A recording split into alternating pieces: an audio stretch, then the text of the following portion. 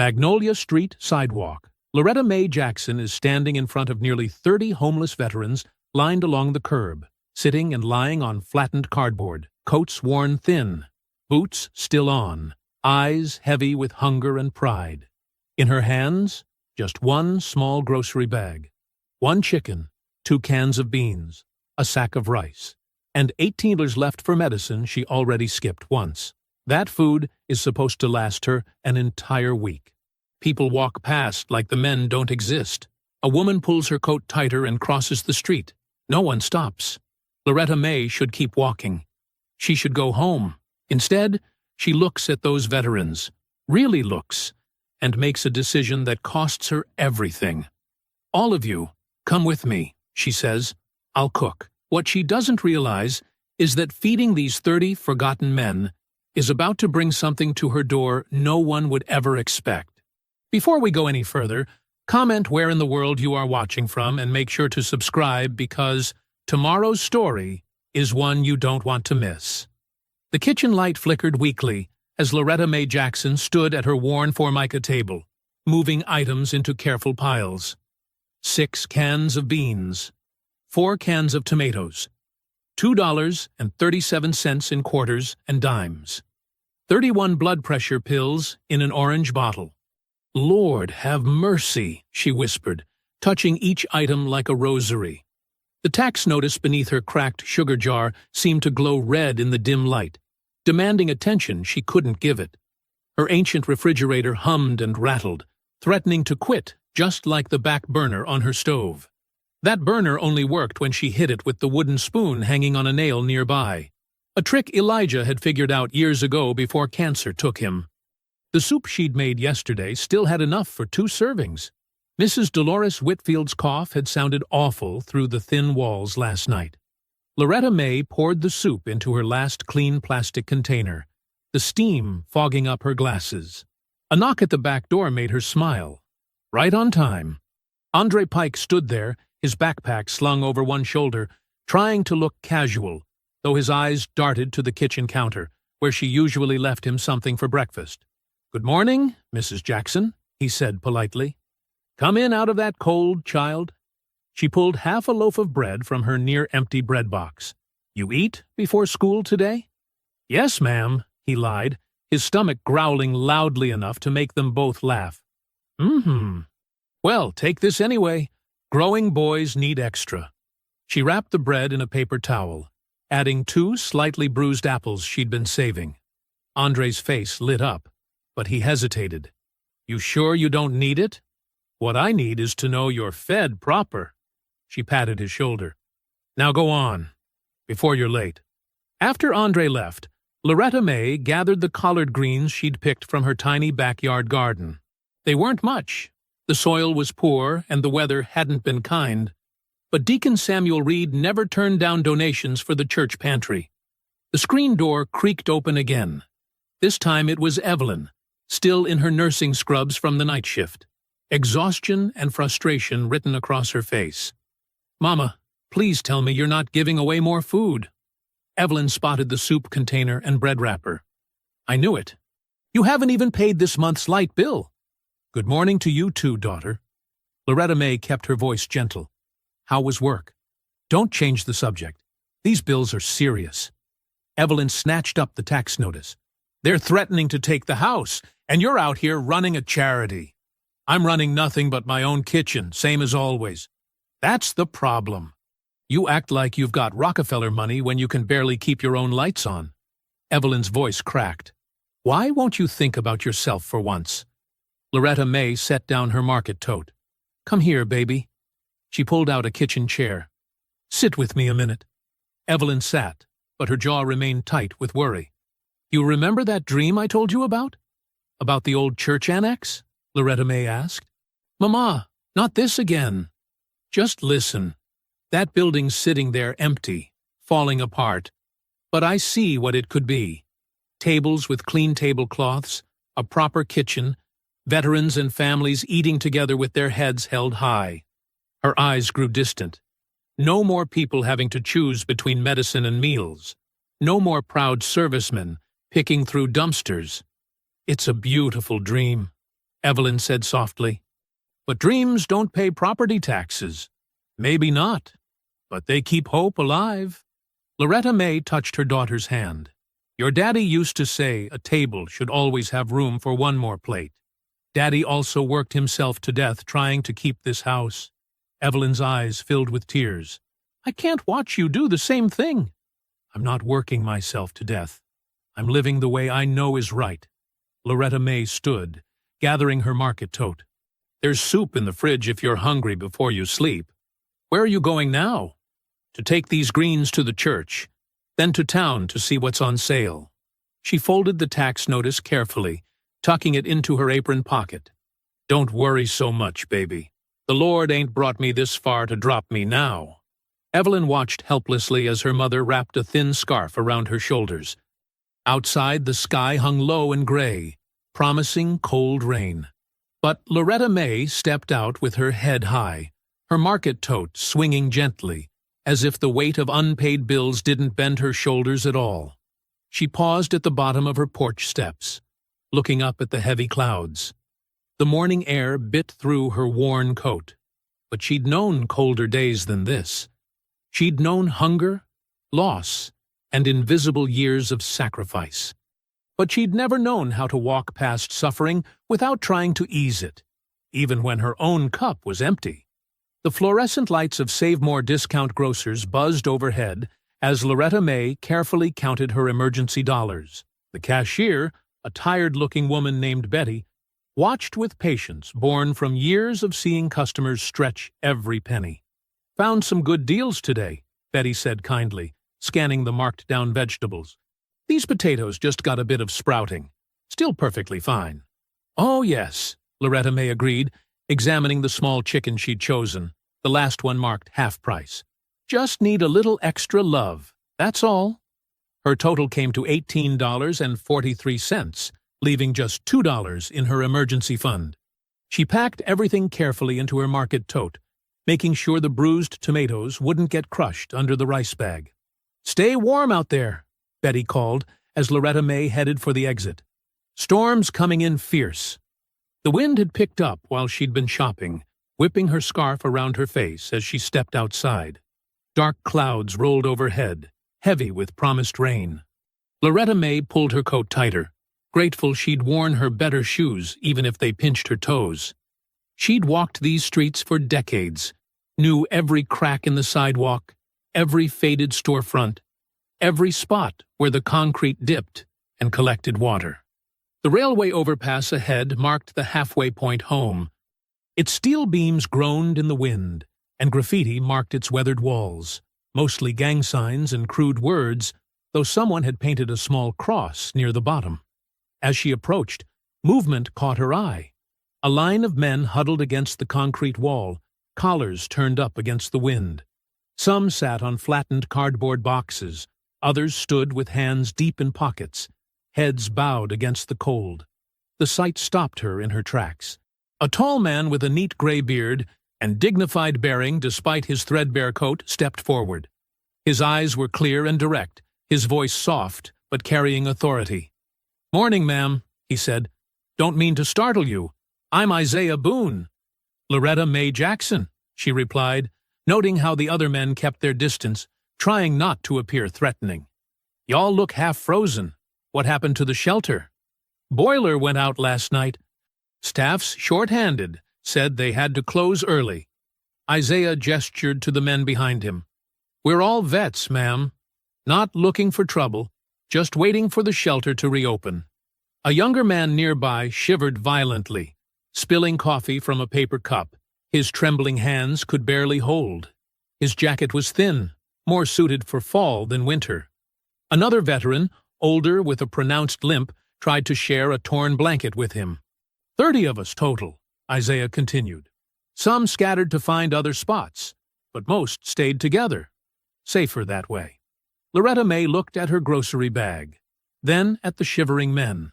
The chicken would make a decent soup base. The rice could stretch. The vegetables, even bruised, would add substance. It wouldn't be fancy, but it would be hot. She thought of Evelyn's warnings, of her own empty pantry, of all the sensible reasons to keep walking. Then she thought of Elijah, who never could pass someone hungry without sharing what little they had. She thought of her own daddy, who came back from war with nightmares, but always said the thing that saved him was neighbors who treated him like family instead of a broken man. "Mr. Boone," she said finally, "I can't house you all. My place is too small, and that wouldn't be proper anyway." She paused, squaring her shoulders. "But I can feed you." Isaiah's weathered face showed surprise, then cautious hope. "Ma'am, we don't want to impose." "It's not imposing if you're invited." She shifted her market tote. "You'll need to come in shifts, maybe 6 or 7 at a time. And I expect military manners in my house?" "Yes, ma'am." Isaiah removed his cap, revealing gray hair cut regulation short. "We know how to follow orders." "This isn't orders, Mr. Boone. This is dinner." She glanced at the younger man, still shivering. "First group in an hour. You bring that boy first, before he catches his death." Several of the men straightened instinctively at her tone, as if responding to a commander. Others looked away, perhaps embarrassed at needing help from an elderly woman who clearly had little herself. But no one refused. "God bless you, Mrs. Jackson," Isaiah said softly. "God already did, giving me enough to share." She turned toward home, then looked back. "My house is the yellow one on Magnolia Street, 3 blocks past the Baptist church. White trim, garden out back. You'll see the porch light." The wind cut sharper as she hurried home, her mind already calculating how to turn one chicken into enough meat for 30 men. She'd need to dig into her emergency supplies, the dried beans in the back of the cabinet, the cornmeal she'd been saving, maybe even the good spices she used only on holidays. Evelyn would be furious. The tax notice crackled in her apron pocket, a paper reminder of all the reasons this was foolish. But some things mattered more than being sensible. Some moments asked you to choose between security and humanity. Her legs ached from walking, her fingers numbed around the market tote handles, but her heart felt lighter than it had in weeks. Because sometimes the right choice was also the hard choice, and sometimes you had to trust that when you emptied your cup for others, God would find a way to fill it again. Loretta May's key scraped in the lock as she shouldered open her front door, market tote heavy against her hip. The familiar sight of her kitchen, the worn linoleum floor, the ancient stove with its temperamental burners, the nearly bare shelves, made her pause in the doorway. She drew one long, steadying breath, then set her shoulders and stepped inside. "Lord, give me strength," she whispered, unpacking her groceries. The chicken looked smaller on her counter than it had in the store. The bruised vegetables wouldn't feed 30 hungry men without help. She reached for her telephone, an old corded model that sat on her kitchen wall. First call was to Deacon Samuel Reed. "Deacon? It's Loretta May. I need to borrow those folding chairs from the church basement." She listened for a moment. "No, not for Sunday dinner. For tonight. And any extra tables you can spare." The deacon's concern carried through the line. "Tonight? Loretta May, what are you planning?" "Just doing what needs doing." She explained about the veterans, keeping her voice steady. "They're somebody's sons, Deacon. Somebody's brothers. Can't let them go hungry in this weather." After a pause, he sighed. "I'll bring what I can in my truck. Give me an hour." Her next call was 3 houses down, to Mrs. Dolores Whitfield. The elderly widow had been collecting cookware since her wedding day in 1962. "Dolores? Those big soup pots you used for church suppers, are they still in your basement?" Loretta May twisted the phone cord between her fingers. "I need to borrow them. All of them." Mrs. Whitfield didn't hesitate. "Andre can carry them over. That boy's always looking for ways to earn pocket money." Loretta May counted the remaining dollars from her birthday card. Money she'd been saving for new curtains. The old ones were so thin they barely blocked the draft. But curtains wouldn't feed empty stomachs. She tucked the bills into her purse and headed for Leonard Pike's corner store. The bell chimed as she entered. Mr. Pike looked up from his newspaper. Twice in one day, Loretta May? Must be important. Need 3 more chickens, she said. And all the cornbread mix you've got. Onions, too, if they're not too dear. He studied her face. Feeding an army? Something like that. While Mr. Pike gathered her items, she examined the dented cans on his clearance shelf. Some were missing labels, marked down to almost nothing. She added them to her pile. The screen door slammed behind her as she returned home. Evelyn's car sat in the driveway, and Loretta May's heart sank. Her daughter stood in the kitchen, staring at the pots already simmering on the stove. "Mama, what are you doing?" Evelyn's voice was tight with frustration. "Mrs. Whitfield said you're expecting 30 men? Have you lost your mind? They're veterans, baby. The shelter turned them away. And that's your problem, how?" Evelyn picked up an empty beanbag. "This was supposed to last you all week. I saw those tax notices. You can barely feed yourself." Loretta May measured rice into a pot, her movements precise. "I can't solve every problem in the world, but I can solve hunger for one night." "That's just it. You're always solving everybody else's problems." Evelyn's voice rose. "What about your own problems? What about your family?" "Baby, hunger is family." Loretta May turned to face her daughter. "Your daddy taught me that. When somebody's hungry enough to swallow their pride and ask, they become your people. That's what community means." "Community won't pay your bills." Evelyn grabbed her purse. "I can't watch you do this to yourself again." The door slammed behind her.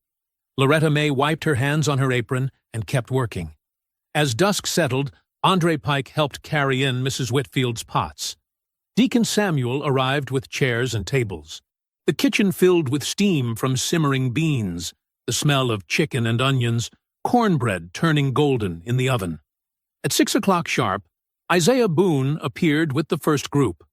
They removed their wet shoes, lining them carefully on the porch. Hats came off as they entered. They moved with military precision, each man waiting to be told where to sit. "None of that now," Loretta May said, pulling out chairs. "This isn't a soup line. This is dinner." She set real plates before them, mismatched china collected over decades, real glasses for their water, real silverware, not plastic. The men sat straight-backed, uncertain, as if they'd forgotten how to be guests instead of charity cases. Isaiah helped serve, his manner graceful despite his worn clothes.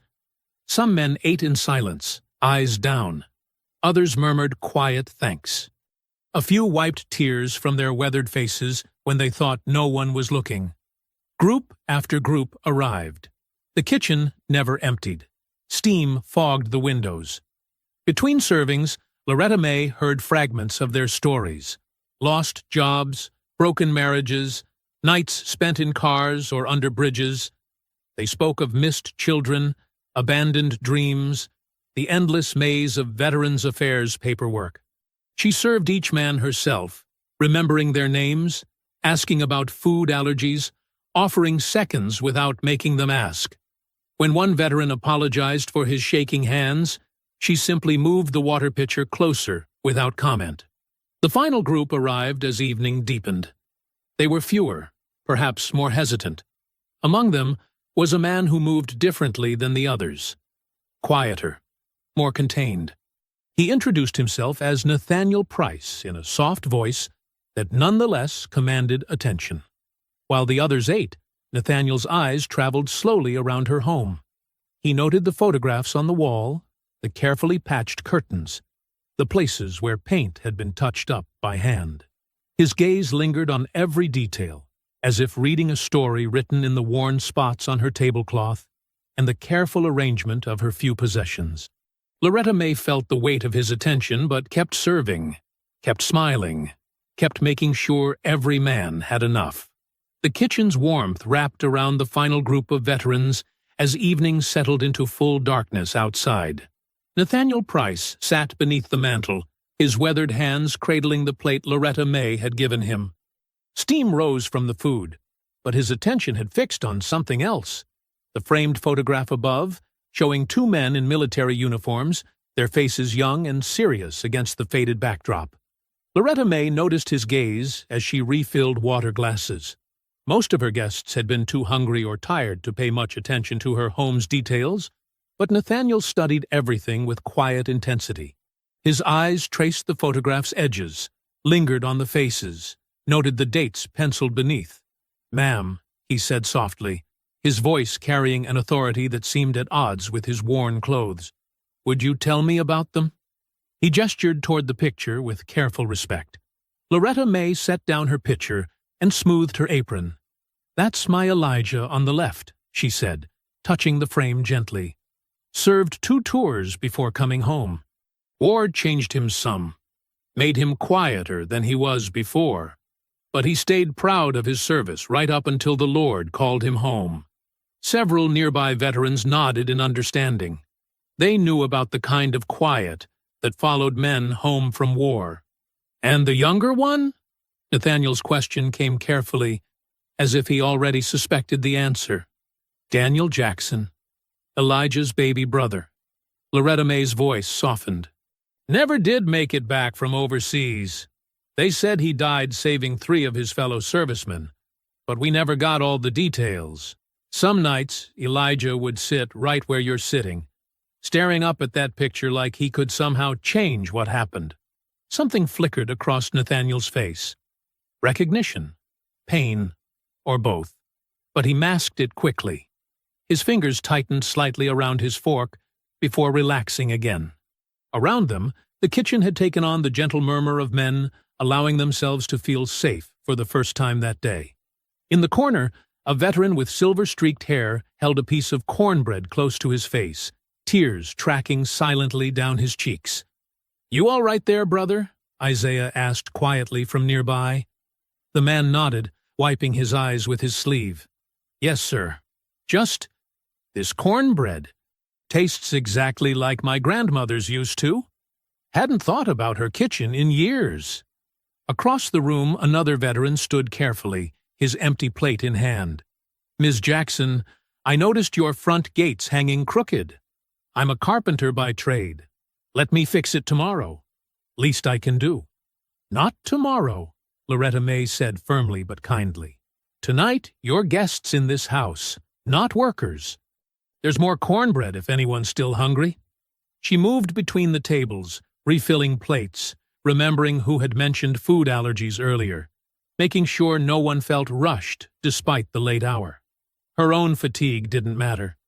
These men had carried heavier burdens than tired feet.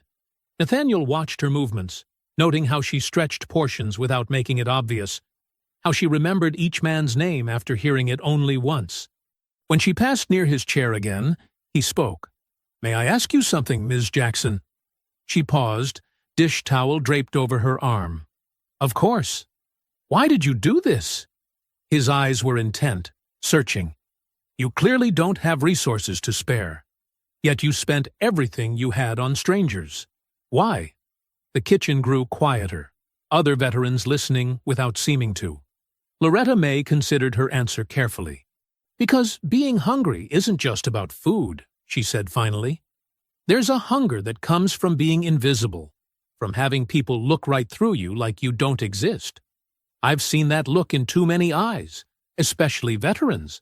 Sometimes feeding somebody's dignity is as important as feeding their body." Nathaniel held her gaze for a long moment, then nodded once, as if confirming something to himself. The evening wound down slowly. Men helped stack chairs, insisted on washing dishes despite her protests, thanked her with military precision and heartfelt words. Isaiah organized the last group's departure, making sure no one left anything behind. After the final goodbye, after the last footsteps faded from her porch, Loretta May began her nightly routine of checking locks and turning off lights. As she straightened a chair in the dining room, something caught her eye. A gleam of metal beneath the seat. She bent down and picked up what looked like a large coin, heavy and cold in her palm. One side bore an intricate design she didn't recognize.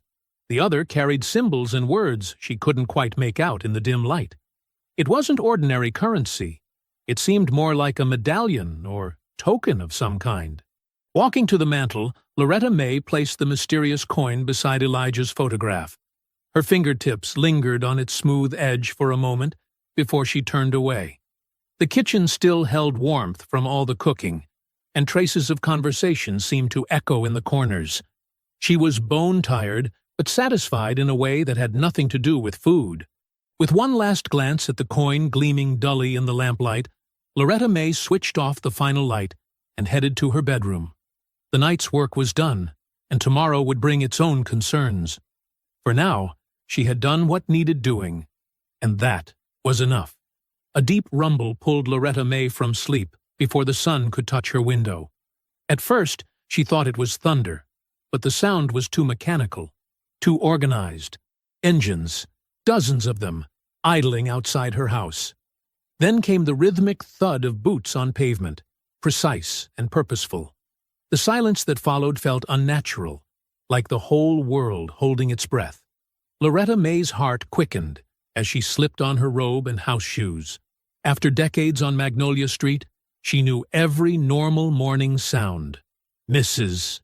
Whitfield's screen door squeaking at 6, Andre Pike's bicycle rattling past for his paper route, the distant whistle of the freight train. This silence was different, heavy, waiting.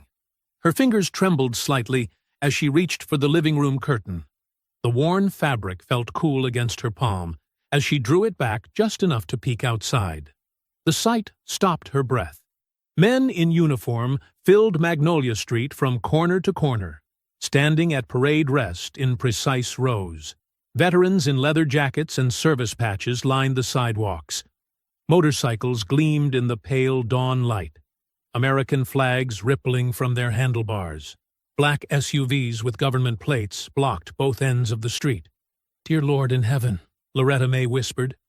On nearby porches, neighbors gathered in frightened clusters. "Mrs.?" Whitfield clutched her housecoat closed, whispering urgently to Mr. Pike. The Martinez family huddled on their steps, their youngest hiding behind his mother's legs.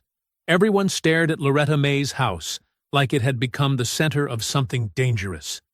The screen door banged open behind her. "Mama!" Evelyn burst in, still wearing her nursing scrubs from the night shift. "What did those men do? Are you hurt?" "I saw all these vehicles and thought—" "Hush now," Loretta May said, though her own voice shook. "I'm fine. I just don't understand." She moved to her front door, Evelyn close behind. The porch boards creaked under their feet as they stepped outside. The morning air was sharp with winter's edge, carrying the scent of exhaust and coffee from paper cups clutched in gloved hands throughout the crowd. A figure detached itself from the front row of men and walked with military precision toward her house. Loretta May's eyes widened as she recognized him, the quiet veteran from last night, Nathaniel Price. But he was transformed. Gone were the worn clothes and humble demeanor. He wore a formal dress uniform decorated with rows of ribbons and medals that caught the rising sun. His bearing radiated authority, the kind that came from years of command. Each step carried the weight of experience and respect.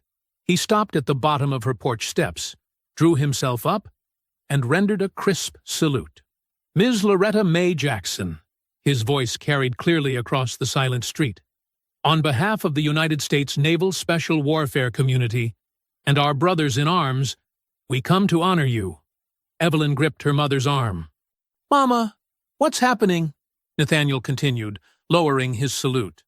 "The challenge coin you found last night belongs to me. I am a retired Navy SEAL commander, and the men you fed included several of my former teammates who have fallen on hard times." He gestured to the assembled crowd. "Word of what you did spread through our networks overnight. How an elderly woman living on Social Security emptied her kitchen to feed 30 homeless veterans.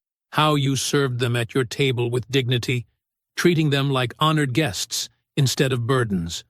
How you gave everything you had without hesitation."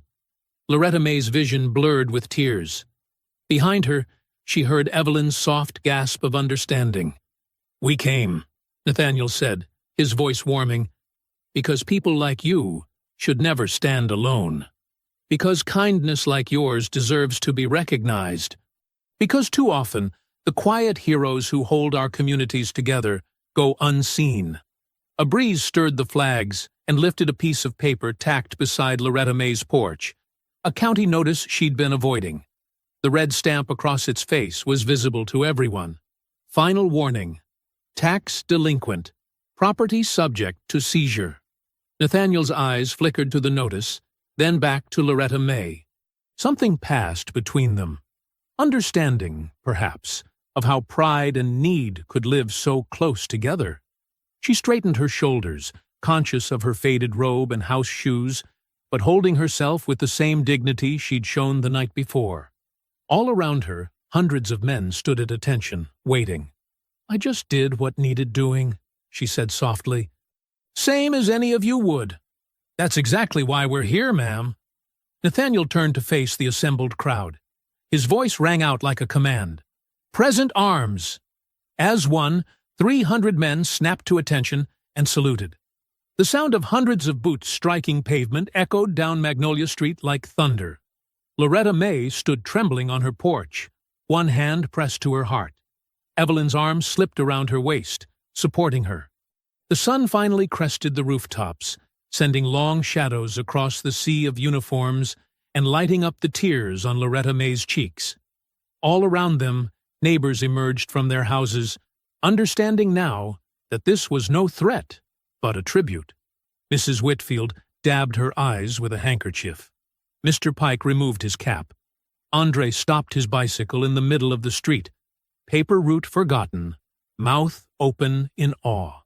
The salutes held steady. No one moved. No one spoke. 300 men stood frozen in respect for one woman who had opened her door to the forgotten. The salute ended with another sharp command from Nathaniel, and Magnolia Street erupted into organized chaos.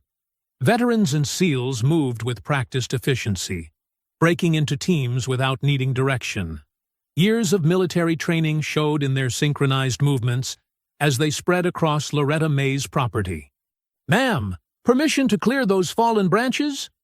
A broad-shouldered SEAL in working clothes approached the porch, pointing to the storm debris littering her yard. Before Loretta May could answer, 3 more men were already gathering tools from a truck. They worked methodically, creating neat piles of brush, while another group tackled her sagging fence with hammers and fresh boards. "They just know what to do," Evelyn whispered, watching the transformation unfold. Loretta May gripped the porch railing. "I never meant to cause all this fuss." A line of SUVs pulled up, and teams began unloading supplies, boxes of groceries, space heaters, warm blankets, cases of bottled water. Everything moved with precision, each item catalogued and organized on folding tables that appeared as if by magic. The rumble of a familiar truck announced Deacon Samuel Reed's arrival. He stepped out with a group of church volunteers, coffee urns, and breakfast supplies. His eyes were wide at the sight of so many uniformed men, but he quickly found his purpose.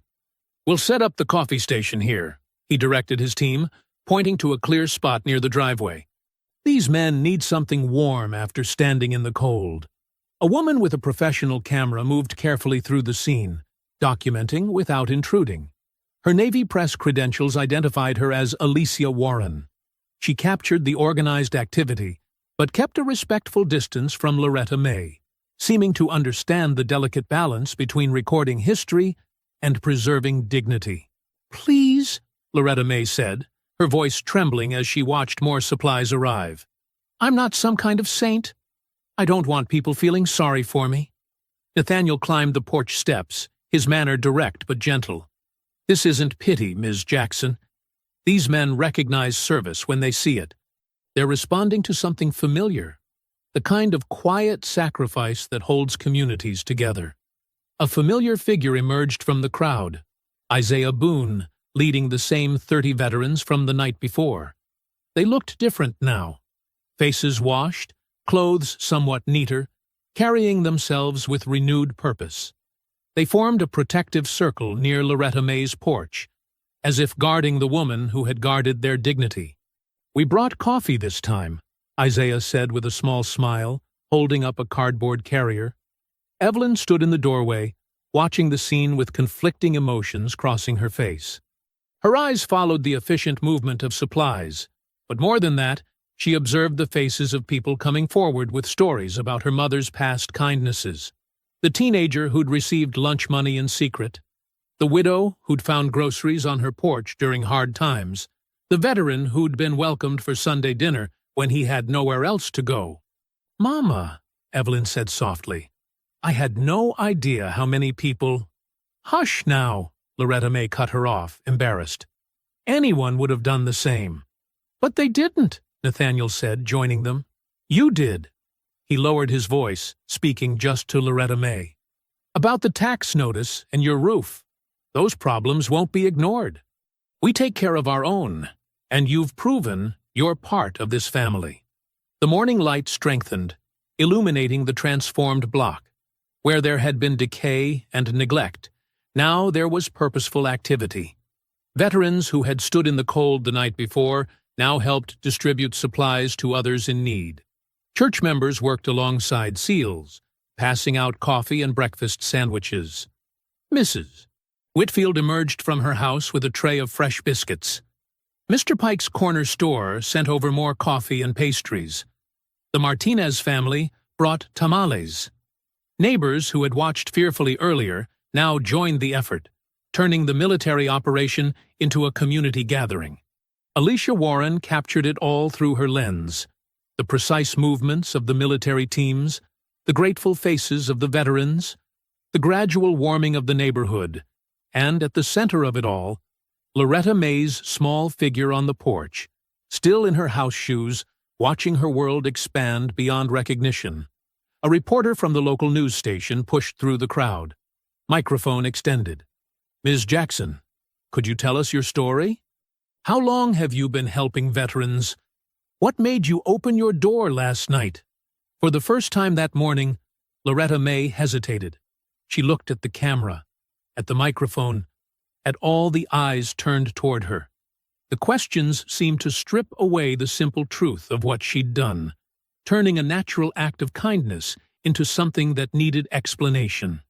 Isaiah stepped forward, positioning himself slightly in front of her. Other veterans moved closer, forming a subtle barrier between Loretta May and the press. They recognized something the reporters couldn't, that some forms of service spoke loudest when they remained quiet. The morning sun caught the silver threading in Loretta May's hair, the worn boards of her porch, the fresh paint being applied to her fence. Around her, 300 men who had arrived in formation now moved in orchestrated patterns of support, turning military precision toward the act of restoration. They understood, as she did, that true service asked no permission and sought no praise. The reporter's question hung in the air as Loretta May stood surrounded by the evidence of her impact, not in the cameras or the attention, but in the changed faces of 30 veterans who had come back to help others as they had been helped. Inside Loretta May's kitchen, the morning sun filtered through worn curtains as voices mixed with the steady rhythm of hammers and saws from outside. Alicia Warren set up her small recorder on the kitchen table, careful to avoid the coffee cups and plate of biscuits Mrs. Whitfield had insisted on bringing over. "Ms. Jackson, would you mind telling me how long you've been helping people in this neighborhood?" Alicia's tone was gentle, professional but warm. Loretta May smoothed her apron, uncomfortable with the attention. "Oh, I don't keep track of such things. You just do what needs doing." "Mama's been feeding folks since before I can remember," Evelyn said, her earlier tension softening as she poured more coffee. "Even when Daddy got sick and the medical bills piled up." Isaiah Boone nodded from his place near the window. "Word gets around on the streets. Veterans, especially. They know this porch is safe." Loretta May's hands worried at a loose thread on her placemat. "Sometimes people just need a good meal and somebody to see them proper. That's all." "It's more than that," Nathaniel said quietly. He'd been watching Loretta May with careful attention. "Tell her about the widows, Ms. Jackson, and the school children." Alicia leaned forward slightly, her recorder catching Loretta May's soft voice as memories spilled out. There was Mrs. Thompson, whose husband passed suddenly last winter, Loretta May had taken her soup every Wednesday for months. The Martinez children, whose mother worked double shifts at the hospital, they'd found packed lunches on their porch on days when money ran tight. "And the veterans?" Alicia prompted. "They come through sometimes, looking lost," Loretta May explained. "You can see it in their eyes. Like they're carrying something heavy nobody else can see. She glanced at the photograph of Daniel and Elijah on the mantel. "I remember how my husband was when he came home. How his brother never did." Nathaniel's posture shifted almost imperceptibly. "About that, Ms. Jackson, there's something you should know about Daniel." The kitchen grew quiet, except for the distant sound of work crews. The unit Daniel served with. There was a man there, James Morrison. After the war, Morrison became a mentor to many of us in the SEAL teams. He never stopped talking about the brave kid from Georgia who saved his life in a firefight. "That kid was your Daniel." Loretta May's hand went to her throat. "Daniel? My Daniel?" "Yes, ma'am.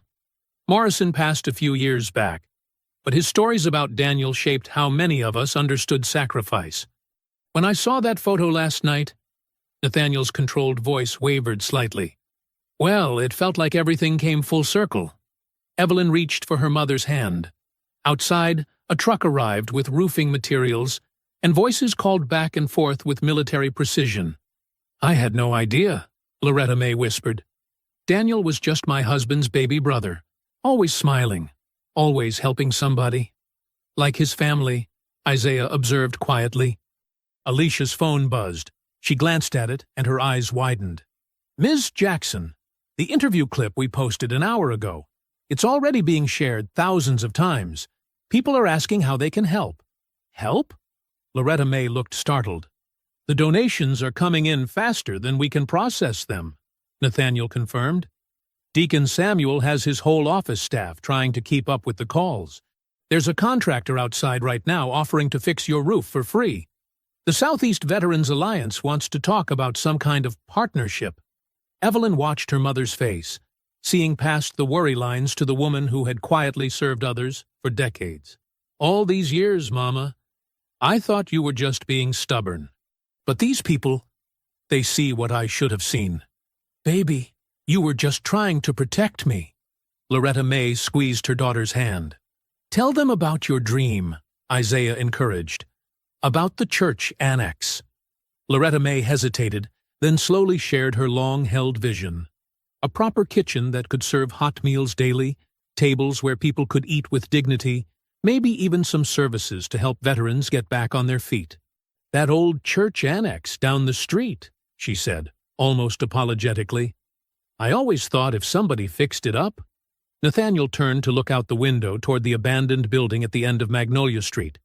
Its brick walls were solid despite the broken windows and overgrown yard.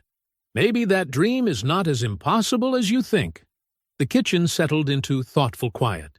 Through the window, they could see teams of veterans and SEALs working steadily on the house repairs. Mrs. Whitfield arrived with another plate of biscuits. Andre Pike darted between the workers, proudly helping to carry tools. The Martinez family set up a lunch station for the work crews. Alicia's recorder captured it all. The steady murmur of voices, the comfortable scrape of coffee cups, the distant rhythm of hammers that seemed to echo the beating heart of a neighborhood coming alive. Here, in this worn kitchen, with its patched curtains and carefully mended chairs, something larger than charity was taking shape, a recognition of the quiet service that had held this community together through countless hard days. Loretta May watched her visitors with eyes that had seen decades of struggle but never lost their warmth. The morning sun caught the silver in her hair, highlighting a dignity that no hardship had ever diminished. Her simple table had become a gathering place for unlikely allies: a journalist, a SEAL commander, a homeless veteran, and a daughter finally seeing her mother's strength in full light. The afternoon sun cast long shadows across the overgrown lot as Loretta May and her small group picked their way through knee-high weeds toward the abandoned church annex. Paint peeled from its weathered brick walls, and plywood covered most windows, but the building's bones remained strong against the sky. "Watch your step there, Ms. Jackson," Isaiah cautioned, offering his arm as they navigated past broken concrete. Deacon Samuel Reed moved ahead to unlock the heavy front door, its hinges groaning with disuse.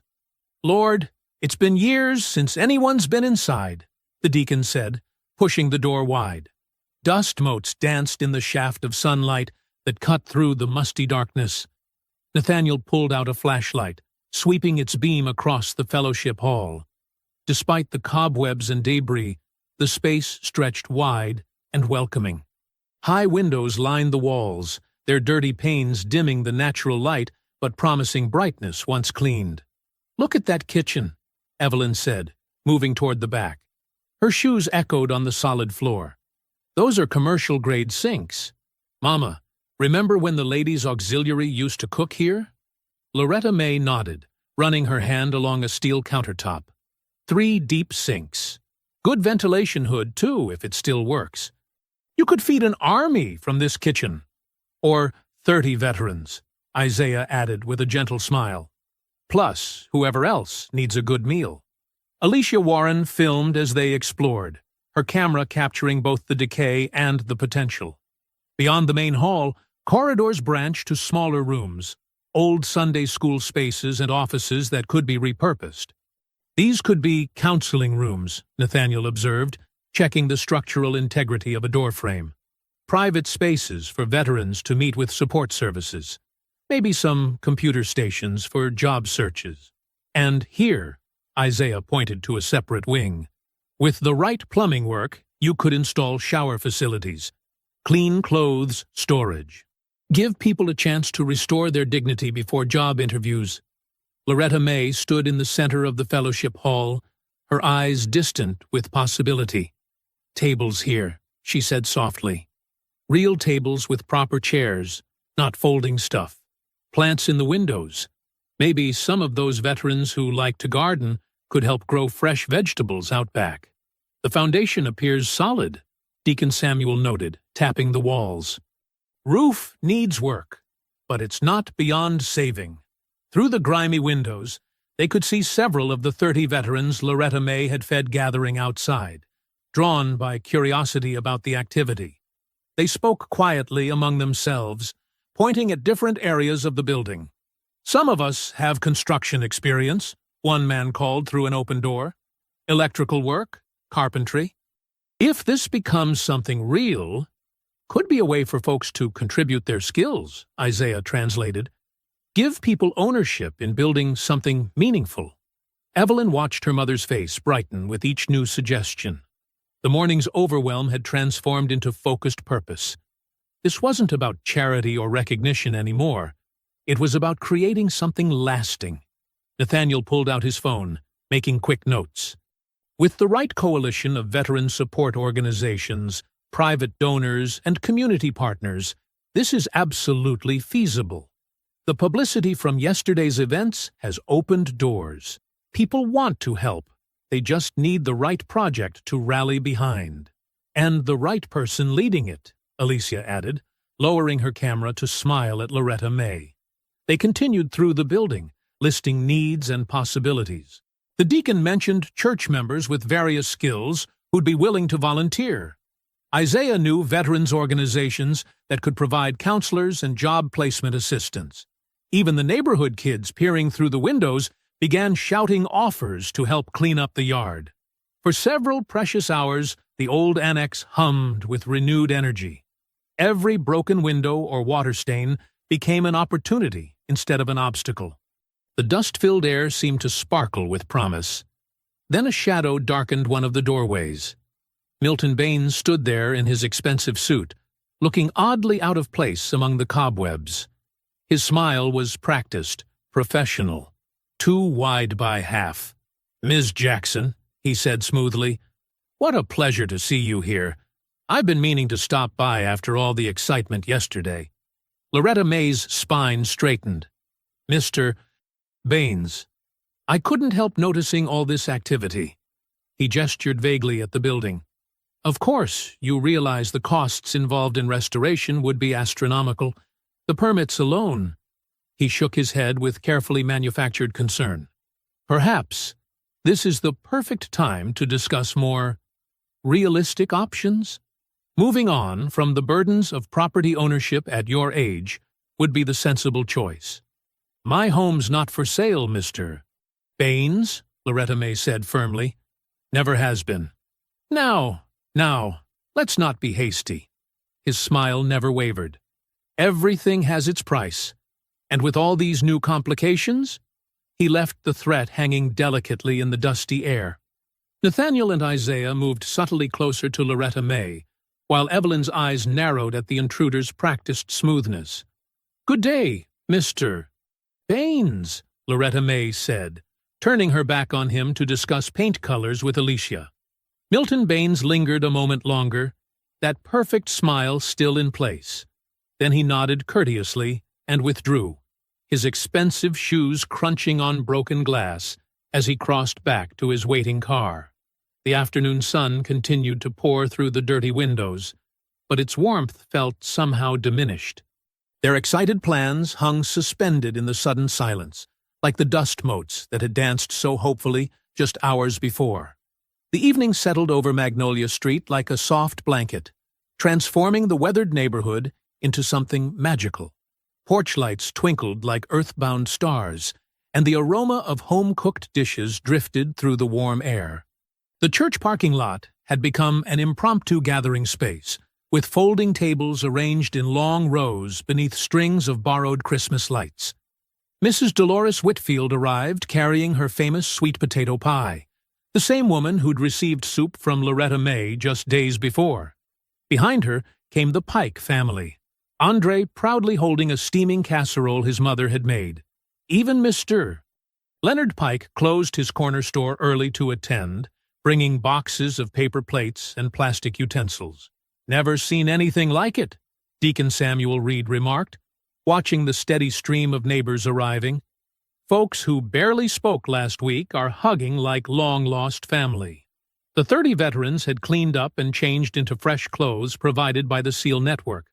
They didn't cluster in corners as might be expected, but mixed easily with the families, helping set up chairs and move tables. Isaiah Boone worked the crowd like a natural host, making introductions and ensuring no one felt out of place. Loretta May stood near the church steps, her hands clasped together to hide their trembling. She wore her best dress, the blue one saved for Easter Sunday, and a small brooch that had belonged to her mother. Evelyn stood beside her, their shoulders touching in a way they hadn't for years. "Mama," Evelyn whispered, "look at all these people." The crowd had grown beyond anyone's expectations. Children darted between tables while their parents arranged dishes on the makeshift buffet. Old Mr. Thompson, who rarely left his house anymore, sat in his wheelchair telling war stories to a group of young veterans who listened with genuine interest. Nathaniel Price approached through the crowd, carrying something carefully wrapped in blue cloth. "Ms. Jackson," he said formally, "we have something for you." The conversations quieted as people noticed him. Loretta May straightened her spine, dignity wrapped around her like armor. "Your husband, Elijah's service record," Nathaniel explained, unwrapping the first frame. "We had it properly restored and authenticated." The document gleamed behind new glass, Elijah's name and commendations clear and proud. Loretta May's fingers traced the glass. "Oh," she breathed, "look how handsome he was in that photo." "And this," Nathaniel continued, revealing a second frame, "is a memorial citation honoring Daniel Jackson's sacrifice. It's signed by members of the unit he served with, including the man who later became my own mentor." The frames caught the light from the Christmas strings, reflecting like tears. Evelyn slipped her arm through her mother's, holding her steady. Deacon Samuel stepped forward, raising his hands for attention. "Before we eat," he announced, "let us pray." The crowd hushed, heads bowing. "Lord, we thank you not just for this food, not just for the help that's come our way, but for helping us remember who we are. This neighborhood's always had everything it needed. We just forgot how to share it. Thank you for Loretta May, who never forgot." "Amen," the crowd responded, and the celebration began in earnest. Evelyn took her place beside Loretta May in the serving line, something she hadn't done since her teenage years, helping at church suppers. They fell into an old rhythm, Loretta May ladling out portions while Evelyn added the sides. "Remember when you used to sneak extra corn pudding to the kids who looked hungry?" Evelyn asked, laughing softly through sudden tears. "Just like my mama taught me," Loretta May replied. "Always watch for the quiet ones who won't ask." Alicia Warren moved through the crowd with her camera, capturing the moment without intruding on it. She'd told Loretta May earlier that 3 regional news stations had picked up the story, and donations were streaming in through various veterans organizations. The music from someone's portable speaker played low and sweet, old gospel tunes mixed with gentle jazz. People who'd lived as strangers on the same street for years now sat together, sharing food and stories. The veterans seemed to relax fully for the first time, their military bearings softening in the face of such ordinary human warmth. "The contractor's starting roof repairs tomorrow," Nathaniel told Loretta May during a quiet moment. "And we've got architects volunteering to draw up plans for the annex renovation." Hope bloomed in Loretta May's chest, warm and unexpected as spring flowers. For the first time in years, she allowed herself to believe that the grinding weight of survival might finally ease. Then a heavy black sedan pulled into the church lot, its headlights cutting through the gentle glow of the evening. A man in a crisp city uniform stepped out, carrying a thick folder and wearing an expression that made conversations die as he passed. "Mrs. Jackson?" he called, scanning the crowd. "I'm Building Inspector Davis.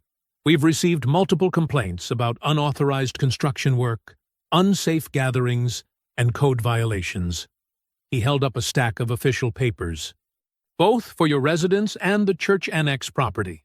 The music from the speaker seemed to fade on its own, or perhaps it was just that everyone had gone so still they'd stopped hearing it.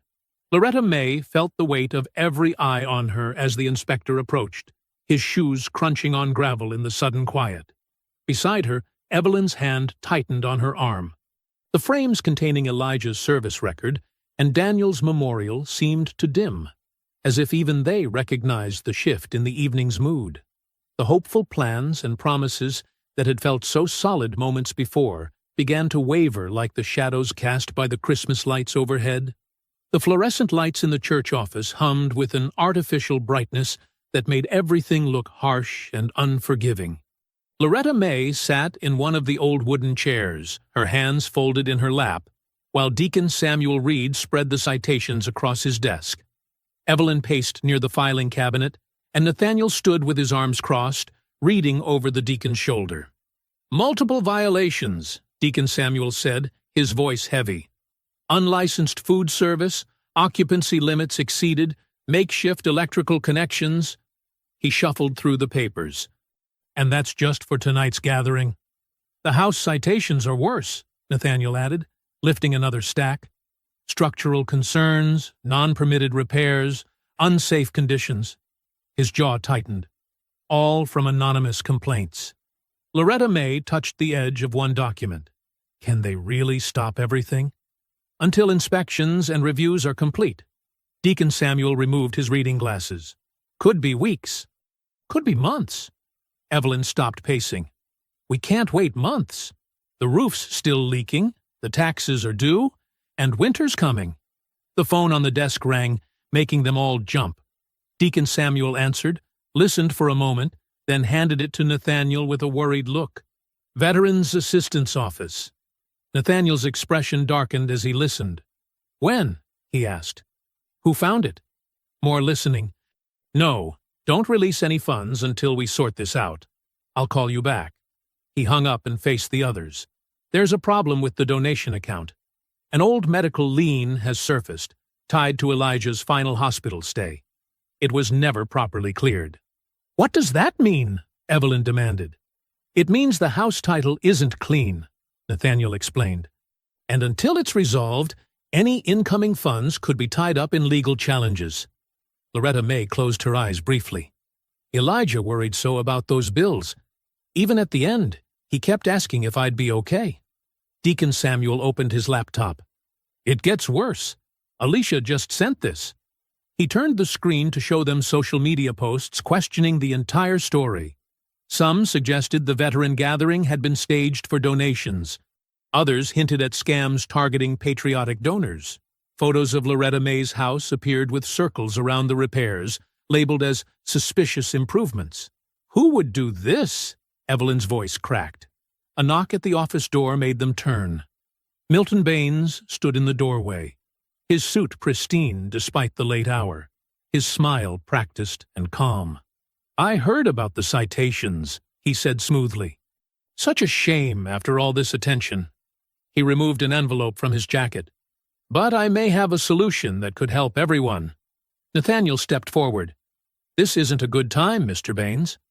"On the contrary." Milton placed the envelope on the desk. "This is exactly the right time.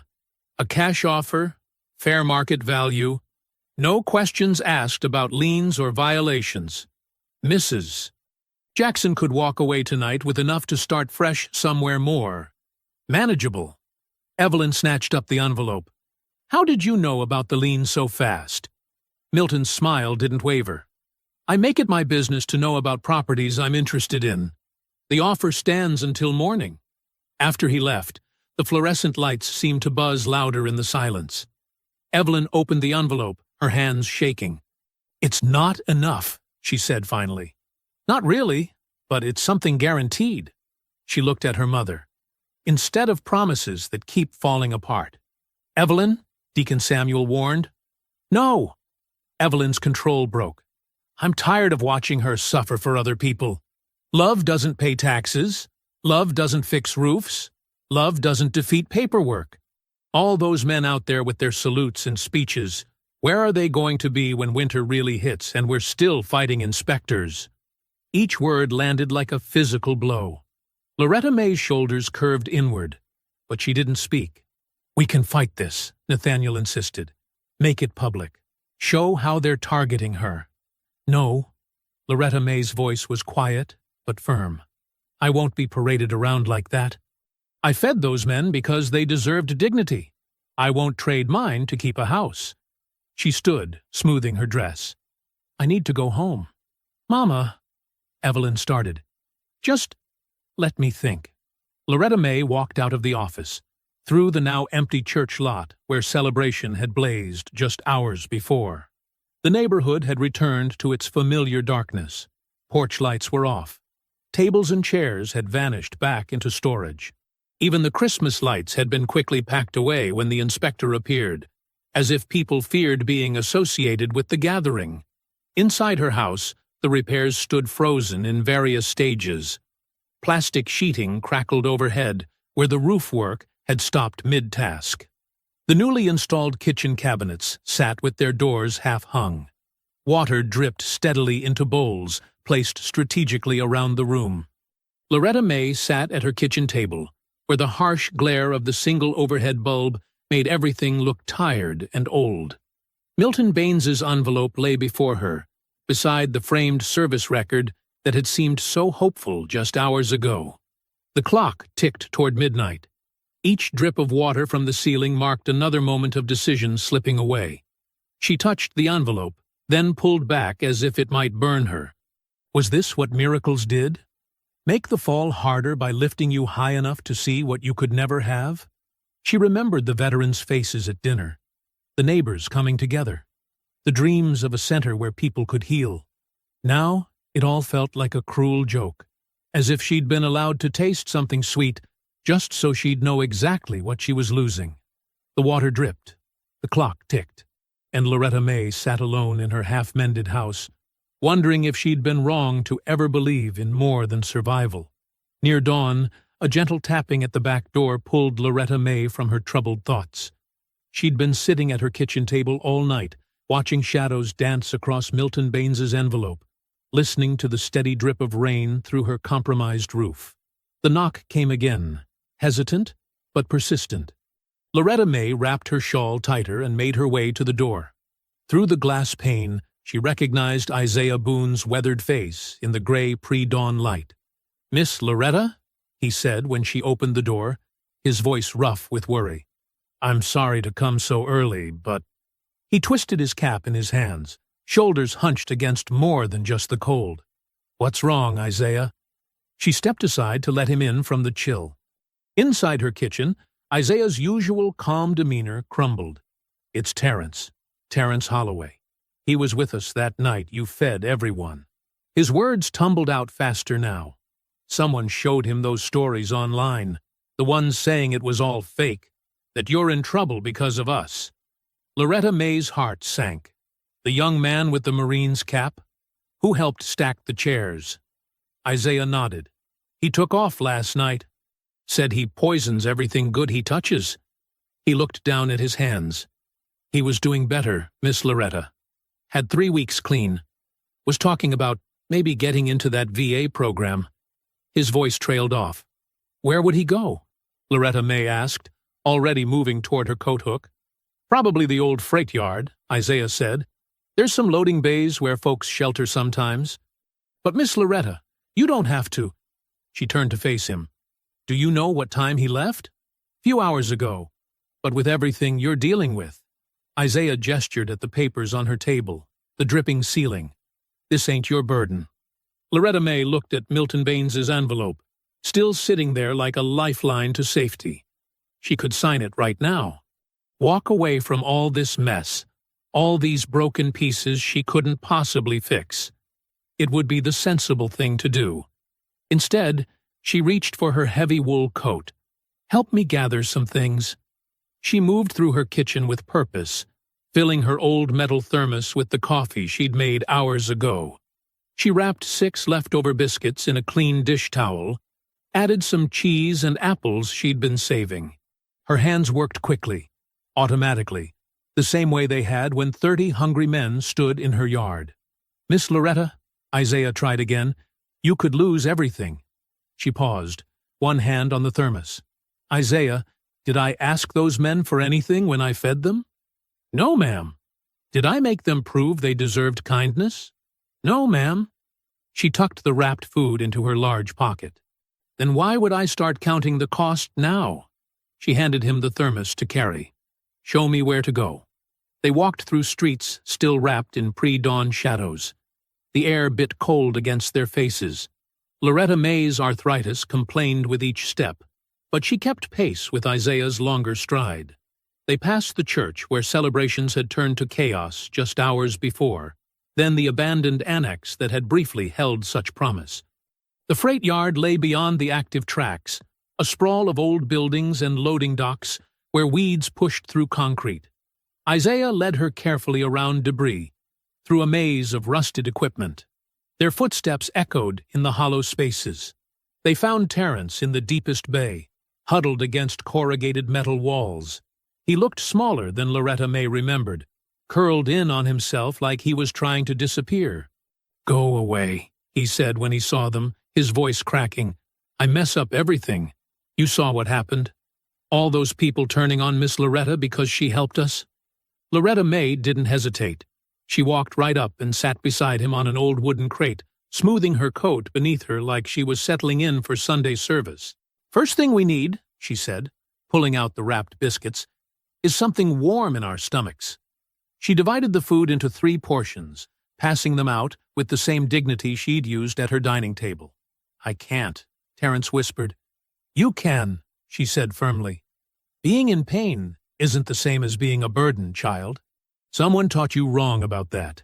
She felt him trembling beside her as she unwrapped his portion, placed it carefully in his cold hands. "Eat first. Then we'll talk about what's true and what isn't." Neither of them noticed the figure that appeared in the loading bay entrance. Nathaniel Price, still in his dress uniform from searching all night. He stood silently, watching Loretta May do exactly what she'd done before. Turn an empty space into something like home. Make a meal into communion. Choose love when calculation would have been easier. Isaiah saw him and moved to explain, but Nathaniel held up his hand. "Let her work," his gesture said. "Let her show us again what real strength looks like." In the growing dawn light, Loretta May sat in a rusted loading bay, sharing biscuits with two homeless veterans, as natural as if she were on her own porch. No cameras recorded it. No crowds gathered to applaud. Just a woman who knew that some kinds of hunger run deeper than food, and some forms of shelter have nothing to do with houses. Dawn crept across the freight yard, painting the rusty metal in shades of gold and rose. Nathaniel Price stepped carefully through the debris, his polished dress shoes incongruous against the broken concrete. He watched as Loretta May sat sharing the last of her biscuits with Terence, her movements unhurried and deliberate, as if they were at a proper breakfast table instead of the abandoned loading bay. "Miss Loretta," Terence was saying, his voice steadier now, "I saw those stories online about how you might lose your house because of helping us, about the complaints and the inspectors. Child, do you think you're the first person to need help when it wasn't convenient?" Loretta May adjusted her shawl against the morning chill. "Or that you're somehow responsible for Milton Baines being who he is?" Isaiah shifted on his feet. "Milton Baines? The man who's been trying to buy your house?" Nathaniel cleared his throat, making his presence known. "The man who's been trying to buy a lot of houses, from what I'm hearing." Loretta May didn't seem surprised to see him there. She simply nodded in greeting, then poured the last of the coffee from her thermos into its cup for Terence. "I've been thinking about this all wrong," Nathaniel said, moving closer. "We've been fighting the wrong battle. This isn't just about saving one house or celebrating one act of kindness. There's something bigger happening here. Been happening for years," Isaiah added quietly. "Seen it before. Old folks get pressured to sell, especially after someone reports them for every little thing wrong with their property." Alicia Warren appeared at the entrance to the loading bay, her camera hanging unused at her side. "I've been making some calls," she said. 4 other homeowners on Magnolia Street got hit with anonymous complaints in the past year. All of them received offers from Milton Baines's company within days. "Mrs. Thompson down the street," Loretta May murmured, "lost her house last spring after they said her porch was unsafe. She'd lived there 40 years. Nathaniel's jaw tightened. "And now they're using the attention around your kindness against you, making it look like you're running some kind of unauthorized operation instead of just feeding hungry people." "The lien on your house," Alicia continued, pulling out her notebook. "I spoke to a contact at the Veterans Legal Aid Network. They're interested in reviewing the whole file. Apparently, there are strict rules about how medical debts can be transferred and collected, especially when they involve service members or their families." Terence had been listening intently, his earlier shame giving way to anger. "So they're not just going after Miss Loretta. They're targeting everyone who can't fight back?"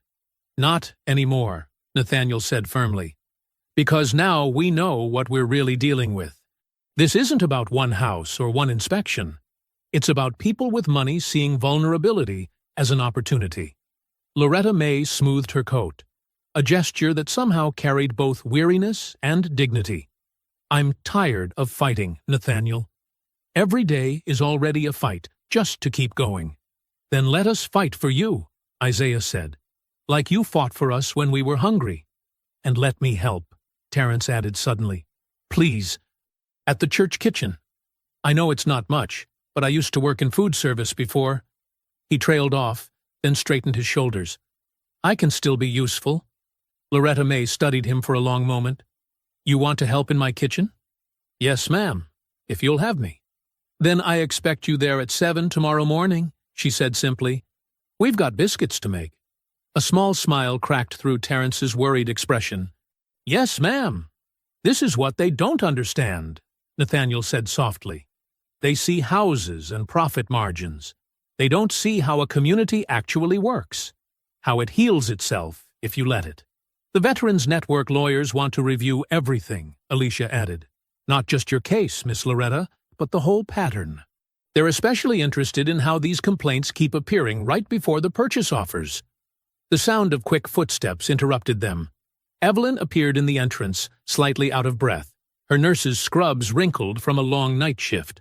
She stopped short at the sight of them all gathered there. "Mama," she said, her voice thick, "I've been looking everywhere for you." Her eyes were red-rimmed, glistening with tears. "When you weren't home, I thought. I was so afraid you'd gone to sign those papers." "Baby, what's wrong?" Loretta May started to rise, but Evelyn crossed the space between them in 3 quick steps and dropped to her knees beside the wooden crate. "I've been so wrong," Evelyn said, gripping her mother's hands. "All this time, I thought being strong meant being practical, protecting ourselves.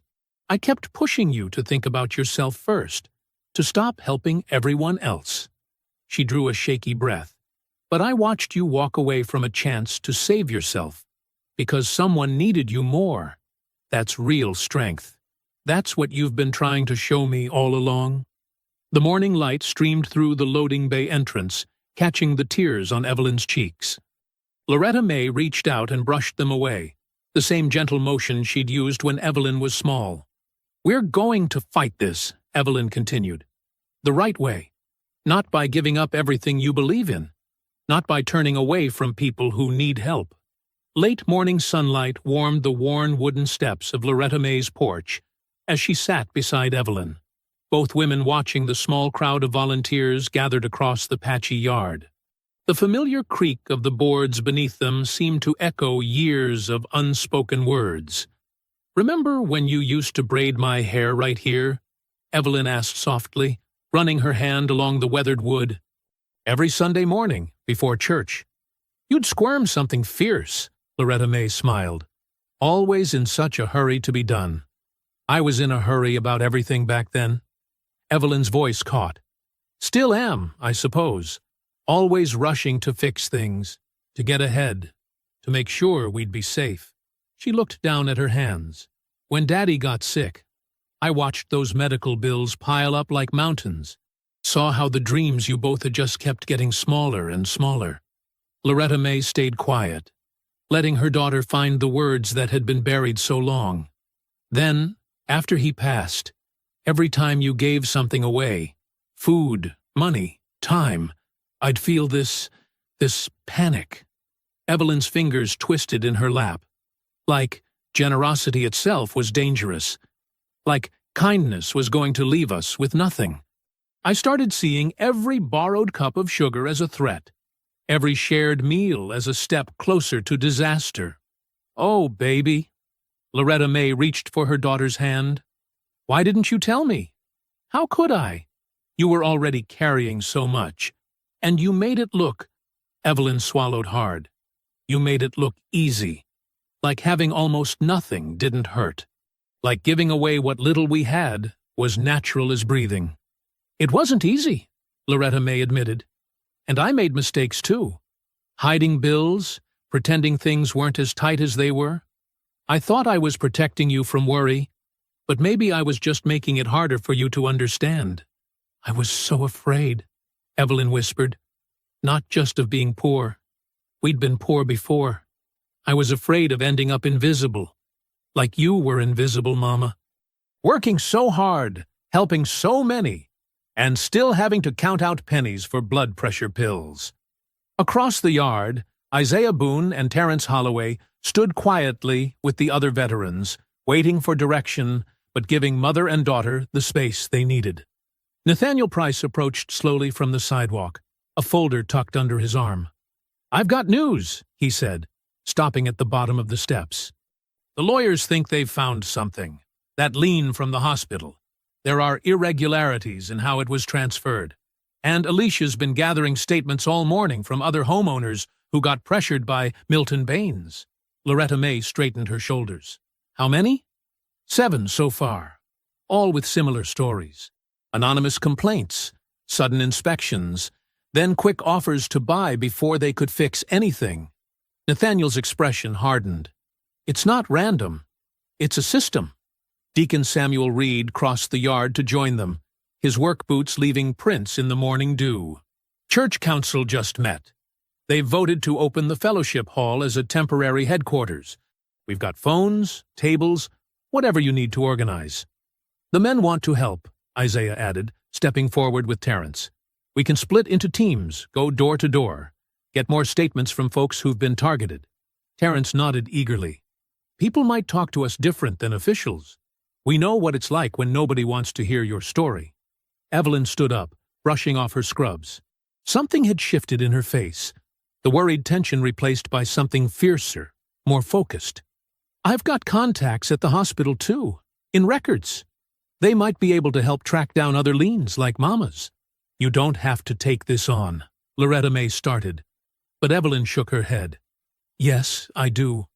All these years, I thought protecting you meant trying to make your world smaller, safer. She helped her mother to her feet. I was wrong. Sometimes love means helping people stand in the light, even when it's scary. You taught me that, Mama. I just forgot for a while. The volunteers began to gather closer, sensing a shift in the morning's quiet. Alicia Warren arrived with her camera and notebook. Isaiah started organizing the veterans into canvassing teams, and Deacon Samuel Reed was already on his phone coordinating with church members. The city council just called, Nathaniel announced, checking his phone. They've scheduled an emergency public hearing for tonight, 7 o'clock. That's fast, Evelyn said. They're hoping to catch us unprepared, Nathaniel replied. But they don't know who they're dealing with.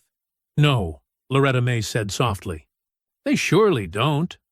The morning sun climbed higher, warming the patched roof and weathered siding of the house that had sheltered so many meals, so many prayers, so many moments of quiet giving. Up and down Magnolia Street, porches that had been empty now held watching neighbors. Windows that had been dark began to show lights.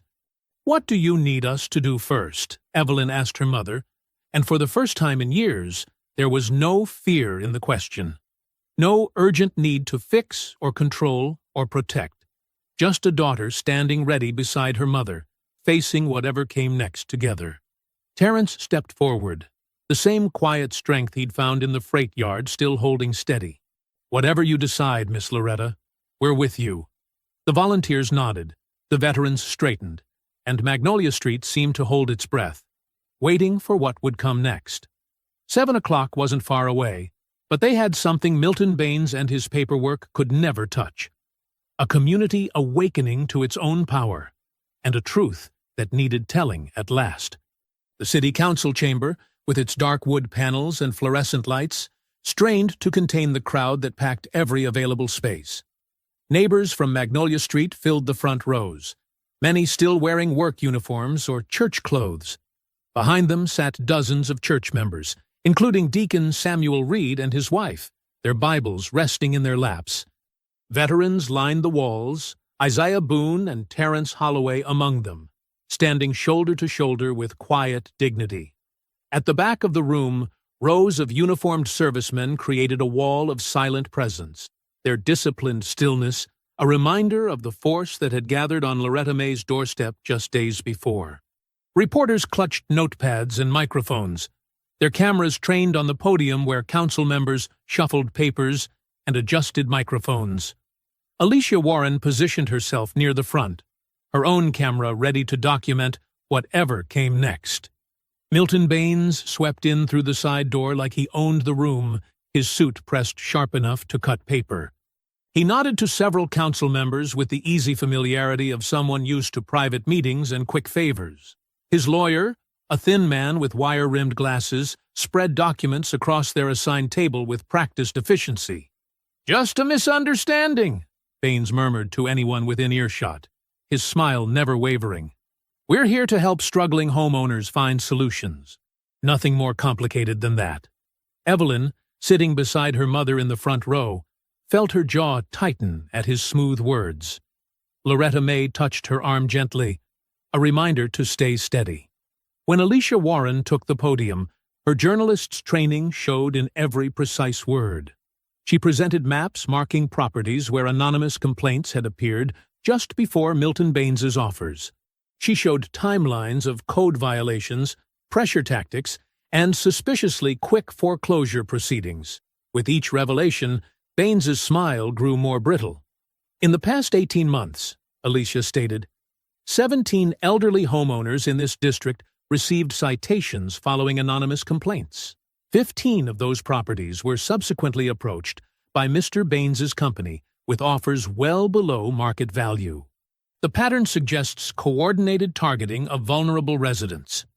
The veterans' advocacy lawyers spoke next. Their presentation focused on the lien against Loretta May's house. They projected hospital records onto the chamber's screen, highlighting discrepancies in how the debt had been calculated and transferred.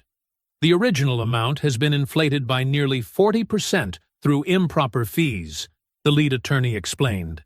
Furthermore, crucial documentation required for valid transfer of medical debt is missing. This lien should be invalidated immediately.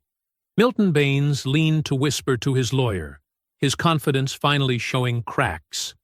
But when Loretta May Jackson rose to speak, the room fell into a deeper silence than any procedural argument had commanded. She walked to the podium slowly, her dignity as natural as breathing. Her faded dress was pressed clean, her gray hair neat beneath her church hat.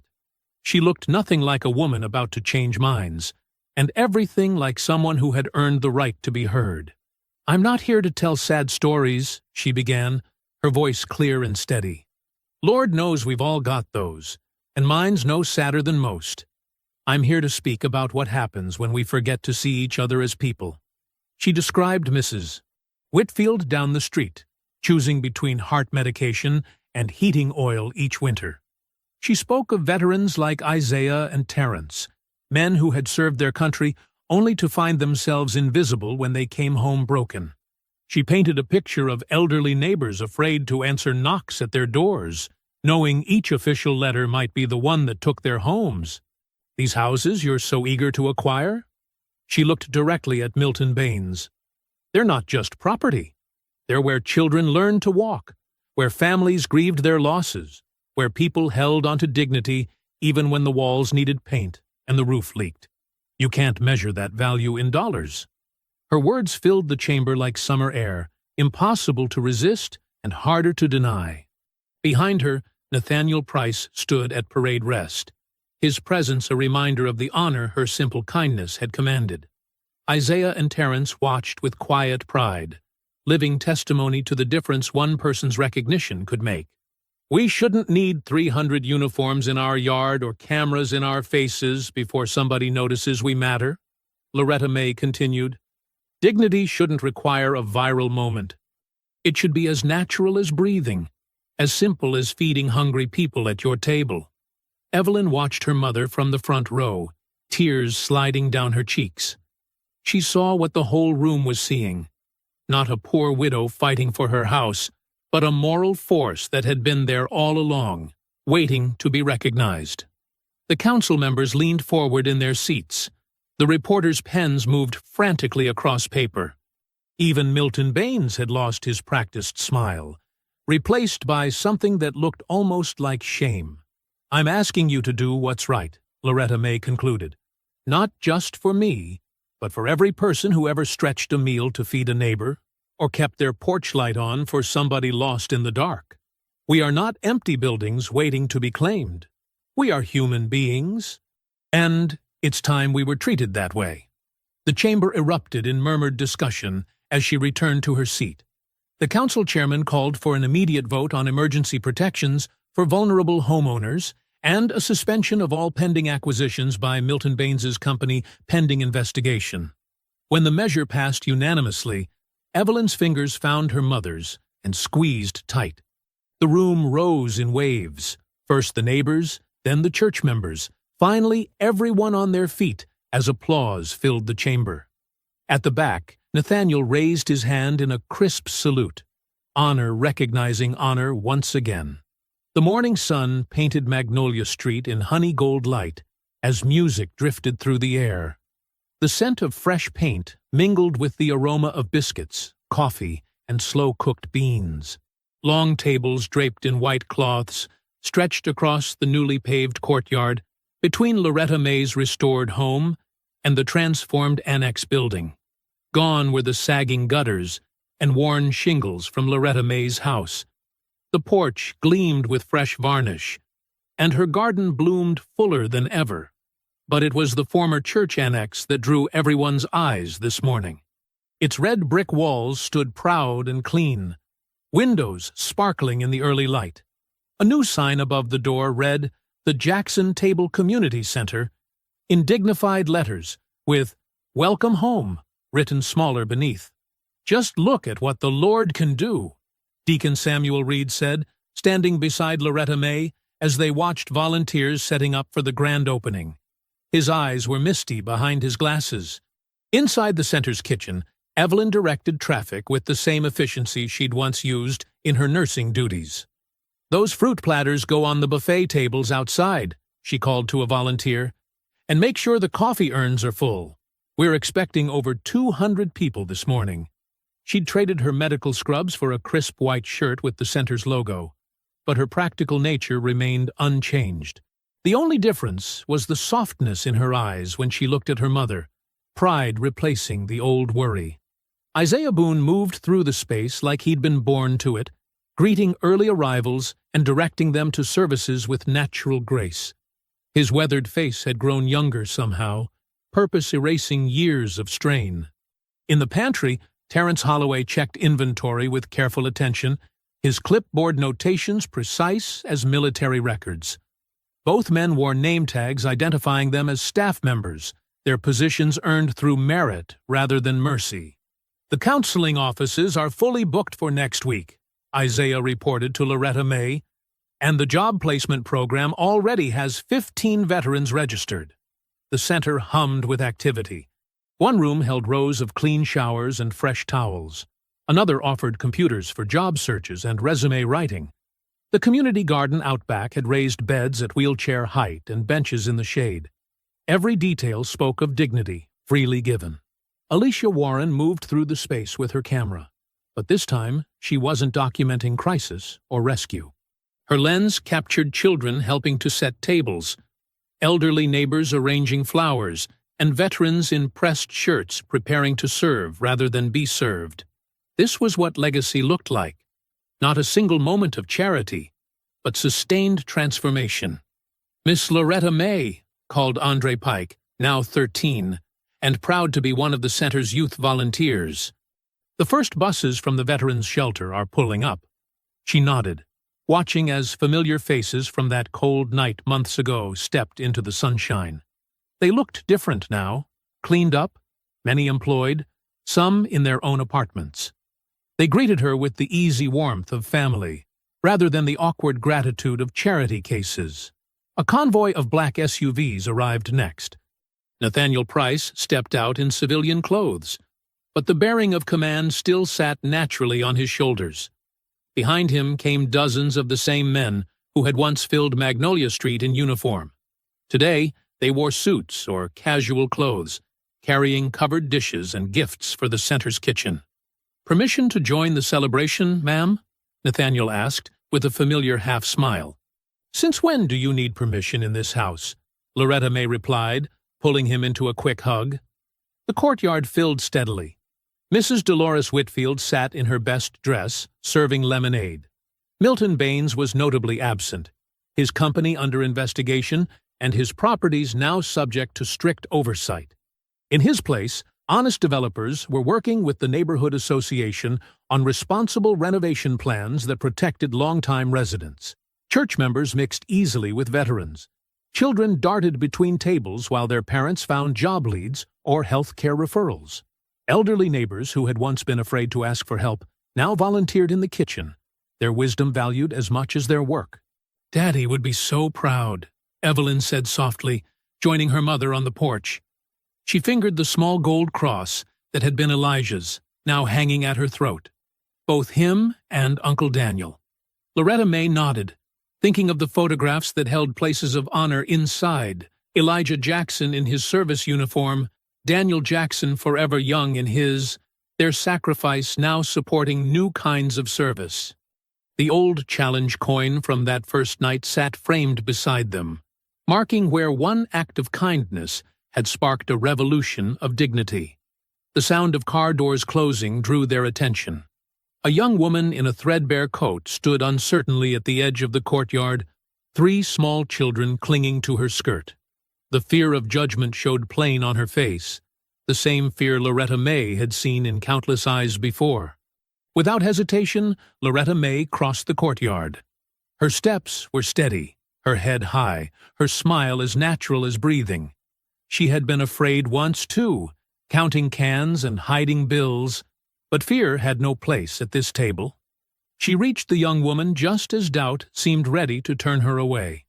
With the same grace that had fed 30 strangers on a cold night, Loretta May opened her arms and her heart. "Come on in, baby," she said warmly. "There's enough." I hope you enjoyed that story. Please like the video and subscribe so that you do not miss out on the next one. In the meantime, I have handpicked 2 stories for you that I think you will enjoy. Have a great day.